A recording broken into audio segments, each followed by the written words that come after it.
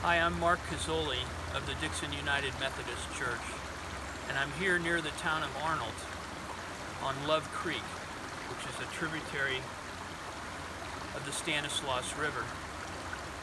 This water will eventually end up in New Melones Reservoir, not far down the road from us. New Melones is part of the Central Valley Project, which was built to bring water from the wet north to the desert south, to the fertile agricultural fields in the Central Valley of California. As it was said, to make the desert bloom. We are a society, I think, that takes water for granted.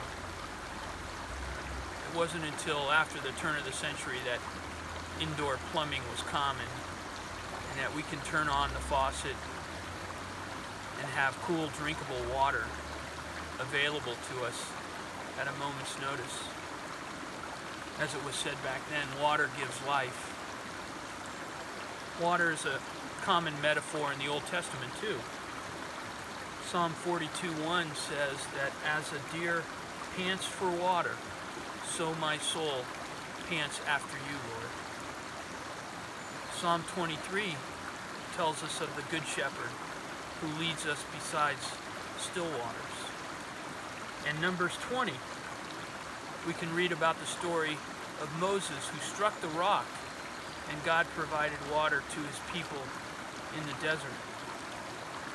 The Gospel of John also tells us about water, the living water Jesus provides us.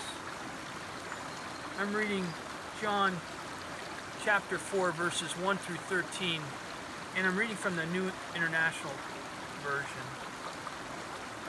Now Jesus learned that the Pharisees had heard he was gaining and baptizing more disciples than John, although in fact it was not Jesus who baptized, but his disciples. So he left Judea and he went back to Galilee. Now he had to go through Samaria. So he came to a town in Samaria called Sychar, near the plot of ground Jacob had given him to his son Joseph. Jacob's well was there, and Jesus, tired as he was from his journey, sat down by the well, and it was about noon. When a Samaritan woman came to draw water, Jesus asked her, "Will you give me a drink?" His disciples had gone into town looking for food. The Samaritan woman said to him, "You are a Jew, and I am a Samaritan woman. How can you ask me for a drink?" The Jews did not associate with the Samaritans.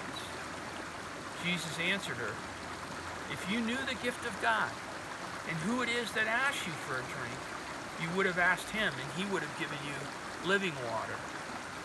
"Sir," the woman said, "you have nothing to draw with, and the well is deep. Where can you get this living water?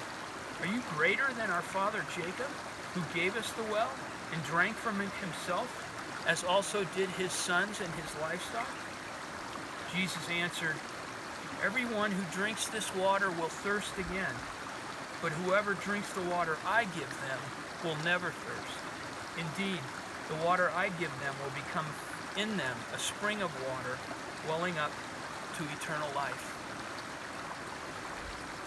Now in this desert of coronavirus quarantine and shelter in place, Jesus still can provide us the living water in the comfort of his words, in the knowledge of his presence.